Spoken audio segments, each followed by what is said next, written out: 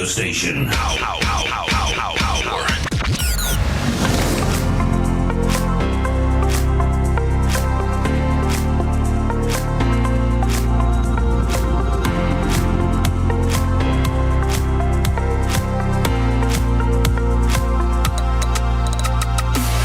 It is a very good morning to you and welcome to Mind Your Business. Now, Mind Your Business is a show that we're bringing to you every single Tuesday, where we take a look at the captains of industry that are doing very, very well in our circles. We also take them down to our level and get to know who they are and get to know their stories, where they're coming from and where they are going. Also, just to get one or two nuggets of good advice. In the studio today, I do have Dr. Fungai Murahwa, who is the VP for Varun Beverages. How are you doing this morning? I'm doing very well. I'm doing great. Thank you very much. Thank you for having me. All right. So everything that we see sometimes turns blue. But today, I just want to take it down to your level. I just want you to tell me just something brief about how you came to become such a top executive. Well, it's a long story. Okay. But let me try to reduce it into a very short summary. Mm-hmm. I want to go back to the year 2013, when we started this whole Pepsi thing. It wasn't a big thing then, and so I grew with it.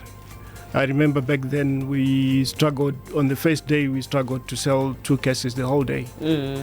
Now we manufacture,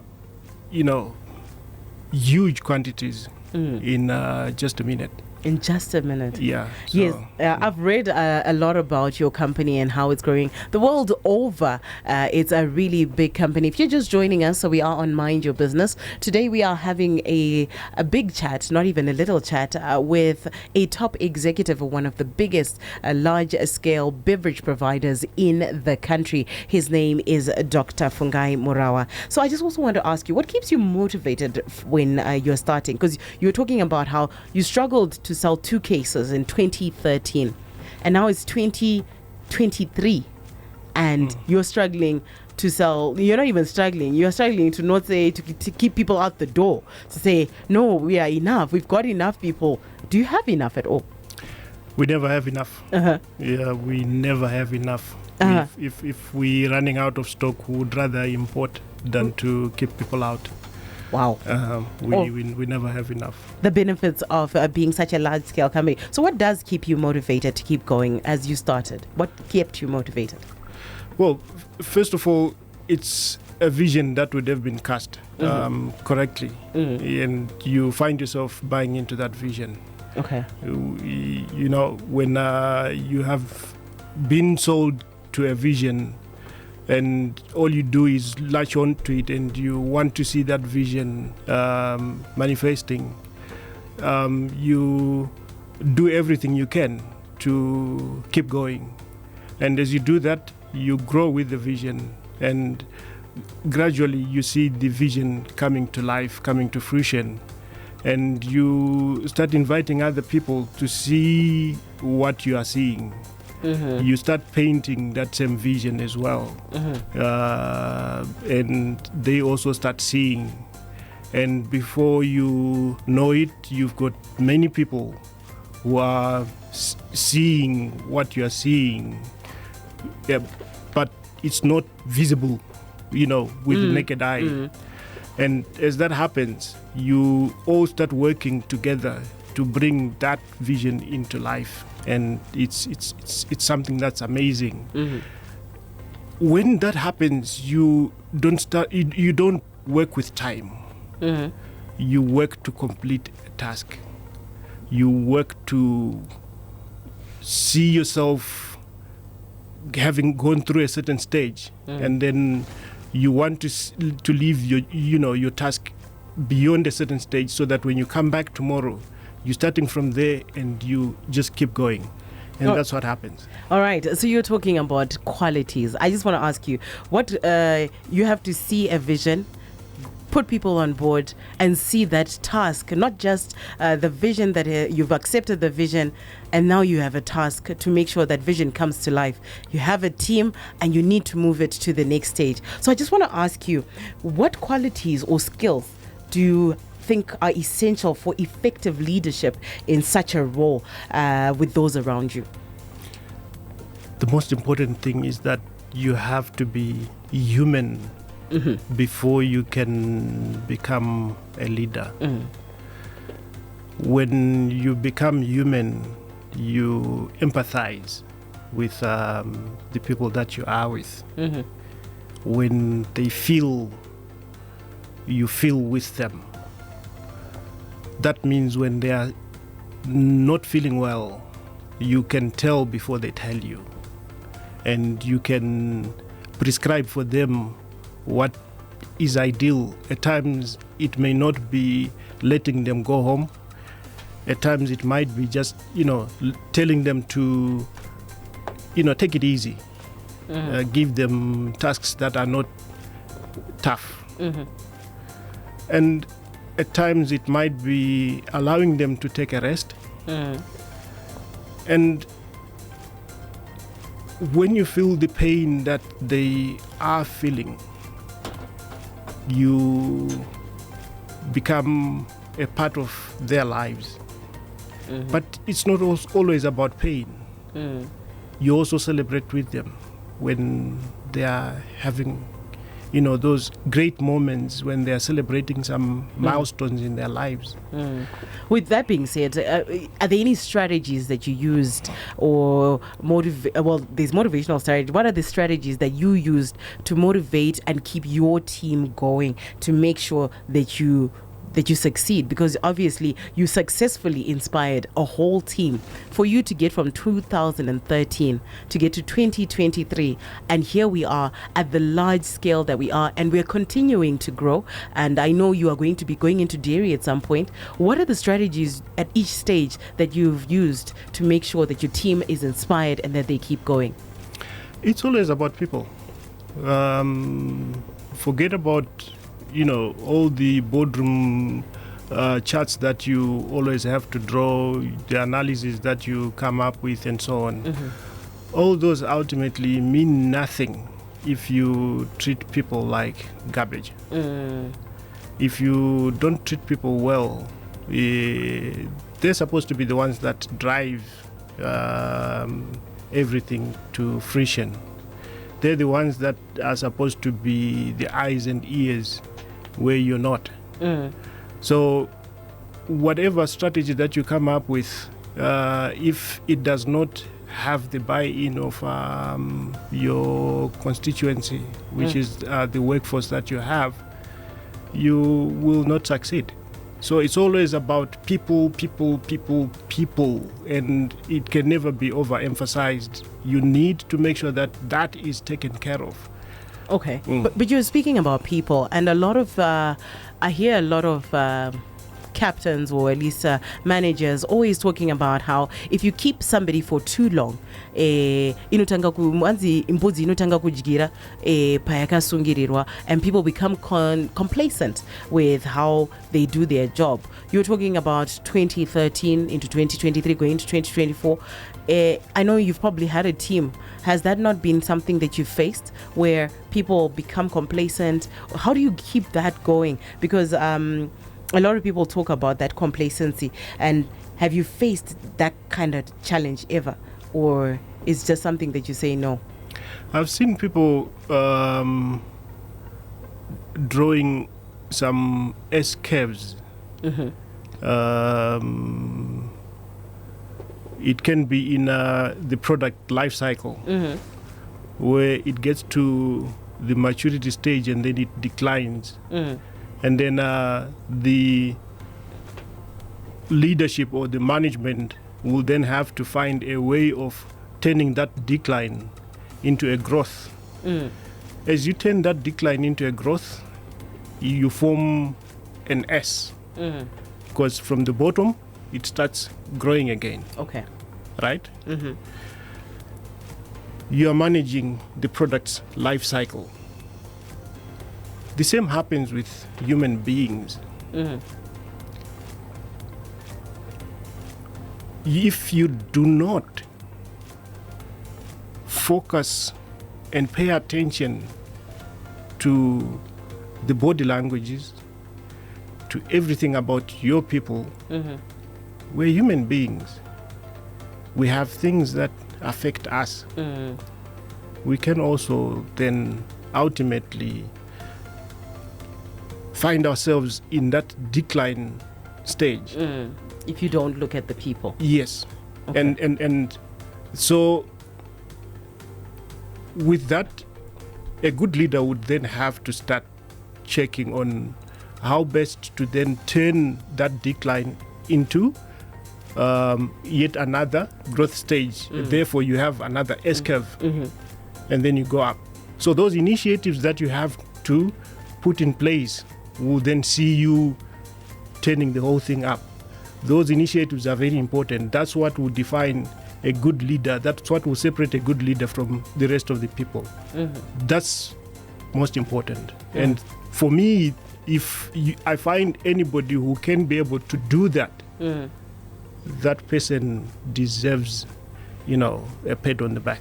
It's motivating and interesting to see that as a VP of a whole organization as large as the one that you are with right now, that you keep talking about being people-centric. You keep talking about having the people at the heart of the company, and they're the driving force they're the driving force behind the success of any organization. Now, in today's ever-changing business landscape, there's a lot of things that are happening. How do you stay innovative? How do you stay, cut above the rest? Because obviously there's competition in your market, and there's always the big giants or the monopoly that had been there before you came onto the landscape. How have you stayed innovative, and how do you continue to stay innovative and maybe catching up and now almost ahead of that pack? I'm sure you must have heard of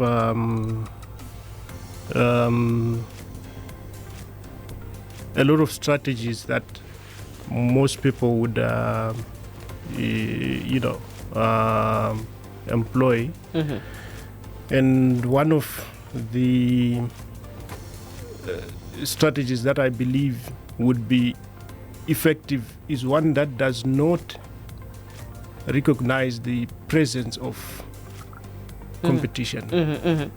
One that focuses on what you are doing as an organization. When you do that, when you make your competition irrelevant, you have mastered your game, and you can win in any environment. And that's exactly what we did. From zero, we pushed our market share to what it is today, and we have won, and we will continue winning.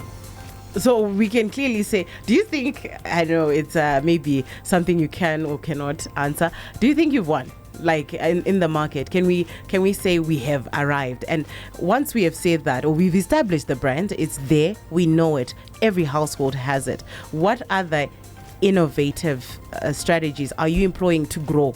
Are there anything that we can look at to say, you know what, once you've established yourself, not only as an individual, as a company, because an entrepreneur is listening, a top executive is listening, a manager is listening, and just myself as an individual, we're all listening and saying, you know what, we've established, like what you have said, you don't look at the competition, you look at yourself, you look at what you're doing and how you can be innovative to make sure you get to the top yourself. What can you say to say, okay, once you have reached the target, because obviously when you started, there was a target, and now I feel like you are now at such a stage where we should see other things happening. Is that something that you are doing as a company, and even as yourself, from being docked as a VP? Is there anything else that you want to grow to be as an executive? Well, let me start by looking at myself. Naturally, everybody wants to grow. And I guess that's also the one thing that is kept me going, because as the company was growing, I was also making sure that personally I was growing. When I joined the company, yes, I was qualified for the job that I was doing, and even the qualifications that I had then would still have taken me to where I am. But perhaps they would not have given me the kind of depth that required me to go to the next level. So I then had to make sure that I kept on, developing myself. I then had to get an MBA. I had to get other qualifications with Harvard, and I had to get my PhD and so on. And I have to keep going. Maybe let me hold you.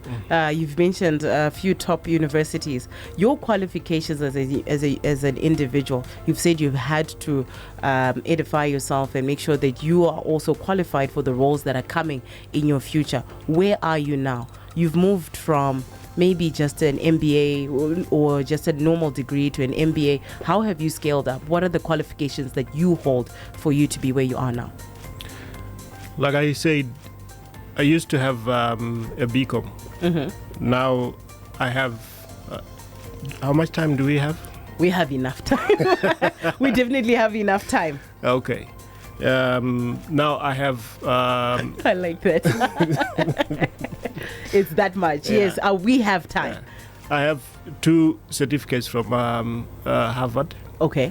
Then I have a certificate from Zimbabwe Institute of Management. Yes. That's a certificate in business functions. Okay. And then I also have a certificate in management techniques from Zimbabwe Institute of Management. Then I have a diploma in general management from the Zimbabwe Institute of Management as well. A diploma in business leadership from Zimbabwe Institute of Management. Then I have an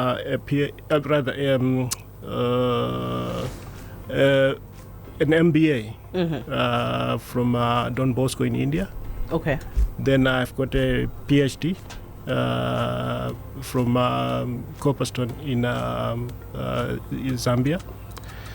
And I have 2 certificates from Australia for project management. So I want to talk and address the issues with our graduates. We're having graduates every single year, and some people will tell you that you once you get to your masters, it's enough. Once you have this, it's enough. What, as a learned individual, for you to be Dr. Murahwa right now, what advice can you give someone coming out of university or going into university in regards to just their school before they start their job, and how important it is to keep growing and keep learning? Well, I wouldn't be in a position to give a straight jacket, advice to everybody. But I'll tell you what I've said to my daughters. My first daughter is a pharmacist. Okay. She graduated from the University of that was Nelson Mandela University. Okay. When she came back, I said, you have to have an MBA. She's currently doing that. And then my second daughter, when she finished her finance degree with MSU, before she graduated, I actually said, now is the time for you to start looking at other things you can do. So first of all, she was doing some studies online, just for her to be good at, picking up some courses that she could do to support her degree. And then we said, okay, you're done with this. Now you have to look at other things like focus on getting a real qualification. Now she's working towards becoming a chartered accountant, which is what she's doing now. All right, so if you're again joining us, we do have Dr. Murahwa, who is the VP of Varun Beverages, and we are having a conversation with him where we are asking how to become a better, well-rounded individual. Not only does he sit on the seat that he sits on, he is, after all, a human being just like you and me. We are sitting here and we want to escalate. We want to hear and pick his brain to see how best can we move if we are in schools, if we're in jobs, what keeps him motivated, and how he has managed to have a lot of the success that he has and a lot of some of the innovations that they are there. There are questions that you can ask. You can come through on 0712 831 172. That's 0712 831 172. Now, as a top executive in a large-scale company, how do you maintain a positive, inclusive work culture at your organization? It's something that has to be well communicated. Mm-hmm. Communication is very important. And so it does not have to be owned by the top executives. Mm-hmm. It's something that has to be deliberately communicated and agreed on by everybody. Everybody, meaning from the lowest person, in the organization right through to, up there.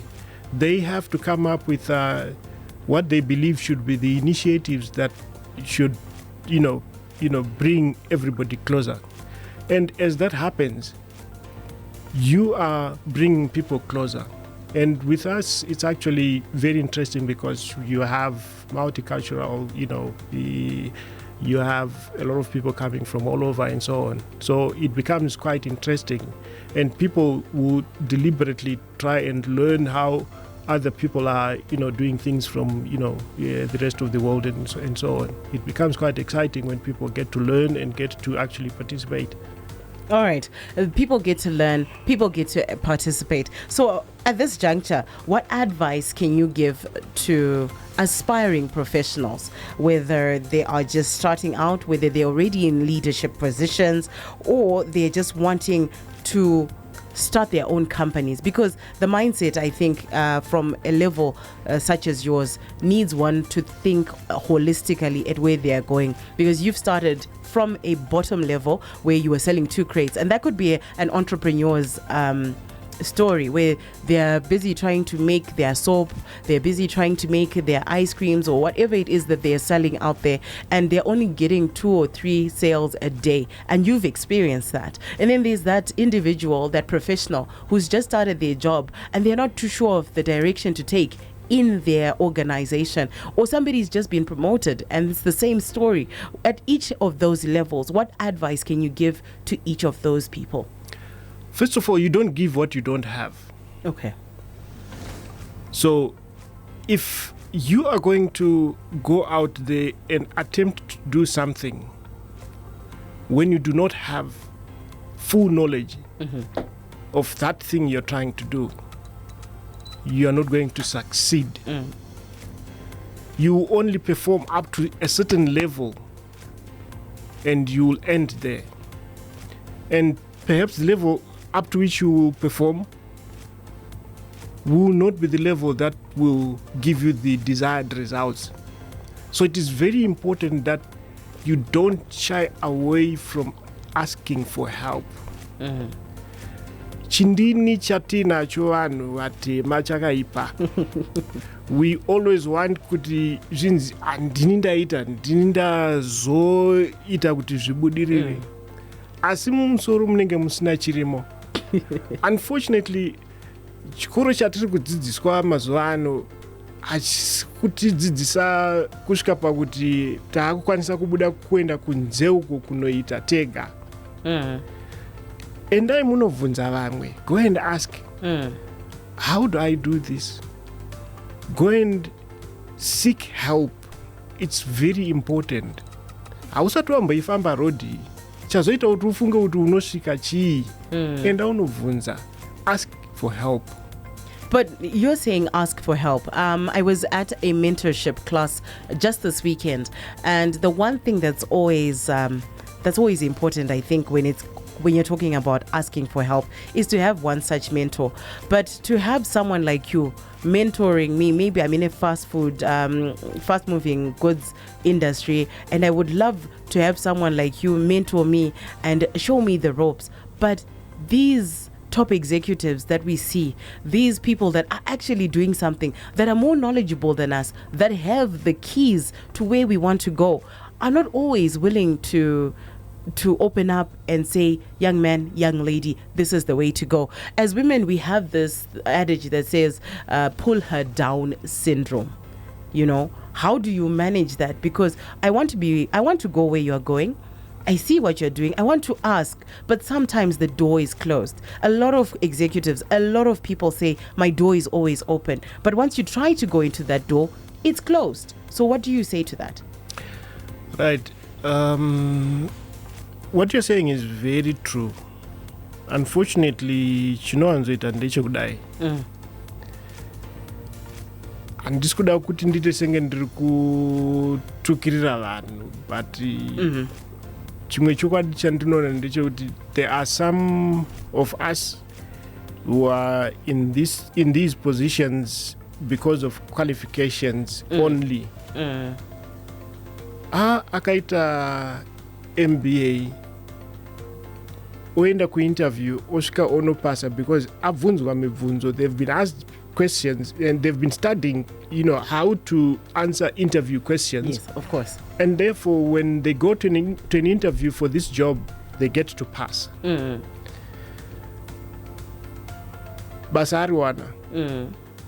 Osvika onoshanda basa iroro. Yeah, anongonoshandawo. Wozouyawo woti uri kuda kuti akubatsire kuita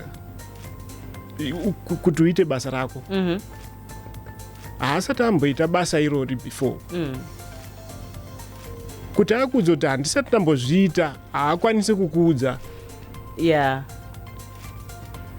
Problem yatinoita ndeyekuti because tamuona ari apapo we think kuti he is able to do it. All right. But hatisati tambomuona achizviita. When you are looking for a mentor, you need to have observed that person, be in a position to understand kuti zveshe munhu uyu anokwanisa kundibatsira because ndakambomuona achizviita. You want to have a leader who is able to fold their sleeves and be in a position to actually show you how things are done. If it's getting into a kitchen, they should be able to show you how the dough is done practically. Muita means a dough. Then from there, even if it's for 2 minutes, and then from there, okay, fine. You cannot manage a restaurant if you don't know how to peel a potato. True. Very true. Or how to clean the peeler. You cannot do that. Yes. Otherwise, you're going to run it to the ground. Okay. So you need to be able to find the right mentor. And when you find somebody who can fold their sleeves and show you how it's done, that person will not close their doors in your face. They will definitely want to help you. All right. So there you have it. Find the right mentor. Find out what they do, where they are, and how you can access them. And also, you need to be willing to learn. A question is coming through right now. Hans, hi, Doc. Thank you so much for your informative segment. Hans, how do you manage your time in terms of family and work? There's always time. Yes, it can be difficult, but there's always time. When you are passionate about both, there are times when both can actually, the time that you spend with both cannot be defined. Okay.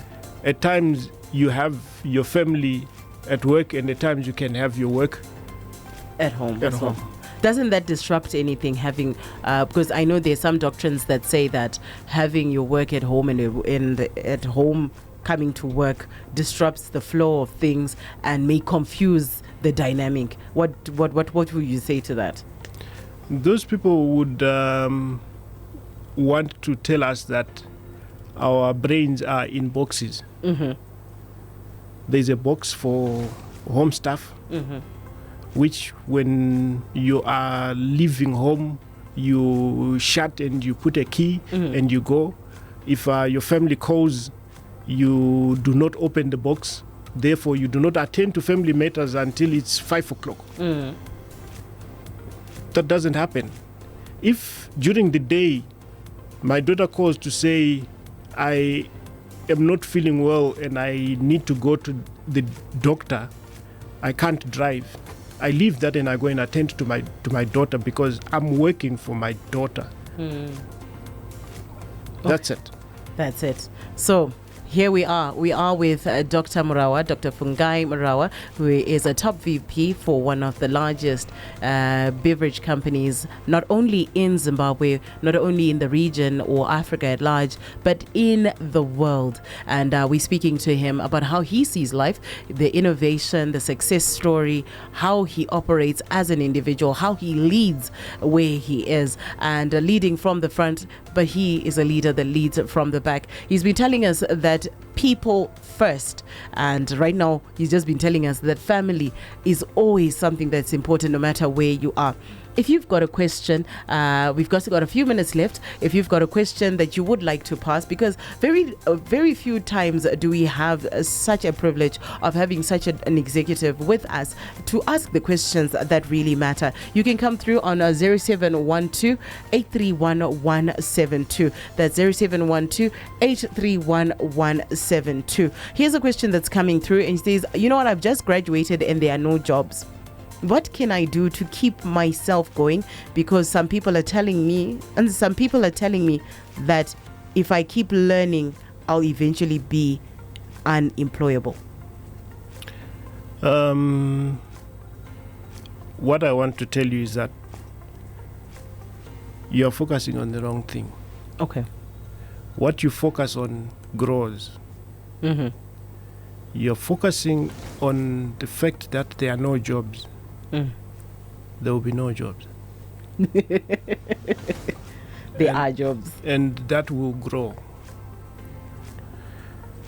You have just graduated. You have something in your head that you've been working on for years. And use that. Use that. You've been working on this degree for years. Use it. Use it. Use it. All right, as we're rounding off, remember you can still send a message. It is very good for you to come through because we have this conversation. Remember, we're minding our business, and the business of the day that we do need to mind is how we operate, not in the field, but also in our mindsets, how we view life and where it can take us. So another question I have for you, this one probably for myself. We're always told about looking at the next 2 years of your life, the next 5 years of your life. What can you say to an individual that is planning ahead? How can they plan ahead for a successful future, especially if they are in an organization and they're targeting that, this is a position I would like to have? How can an individual say, okay, I'm degreed now, but I want to be a top manager in the next year or two? What are the steps that one has to employ so that they get to that position successfully? The stages that one has to go through. The first and most important stage, which is a stage that most people ignore once they start focusing on career growth, is the immediate stage. Where they are now. Okay. How well are you doing the job that you currently have? You have to do it so well you become your own supervisor. When you get to that level, the next thing is you get to be promoted to supervise the people that are at your level. then when that happens, it means that you are now on your way to growing to become that other person that you want to be.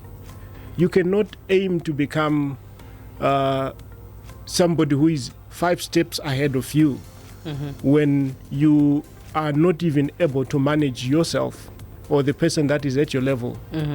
So for you to be able to manage the person that is at your level, you need to be able to start managing yourself and start supervising yourself well enough to then be able to be promoted to that level. There's this elephant in the room that we always want to talk about, especially when you're talking about climbing up the ladder. There's a lot of things that are happening in our offices, in our industries, where either you're paying to get ahead or there are favors that are being asked for one to get ahead. What do you have to say to that? Then it means that you're not getting ahead. Okay. You're not getting ahead. But if I do the favor, if I pay the piper, and I get the office, isn't that getting ahead? It's not. What do you mean? Please help me with that. What's the answer? You have simply paid to occupy a room. Okay. But in the real sense, you have not developed to move on. Because for you to actually move on, you need to have become a different person. You cannot move on when you're still that person that you've always been.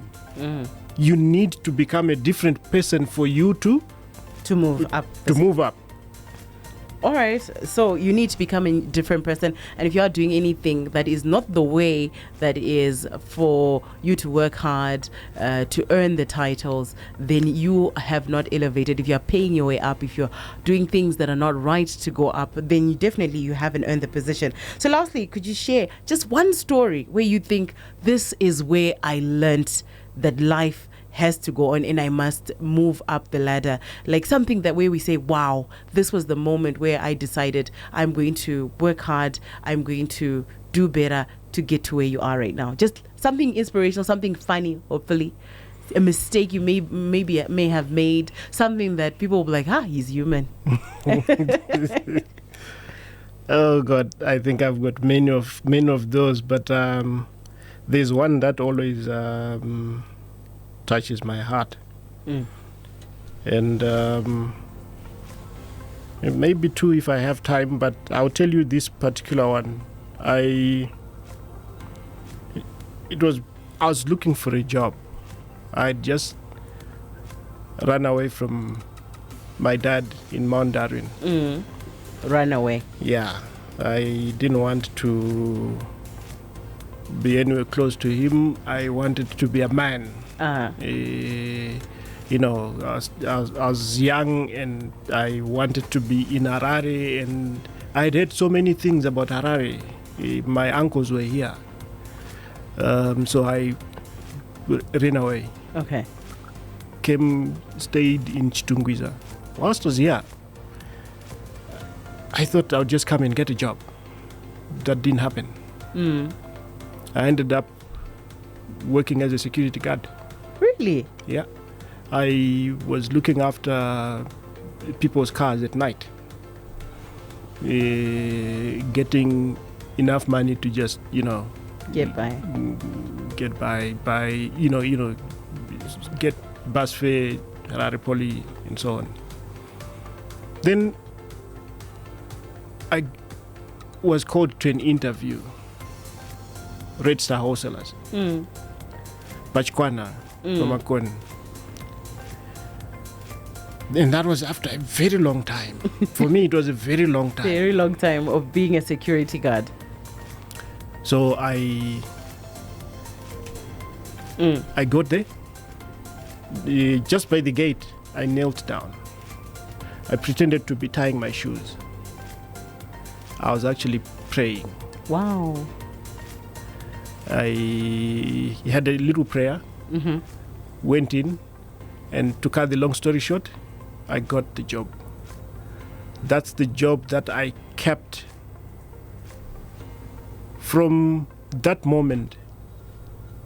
10 years later, I left when I was in charge of half of the company. Wow.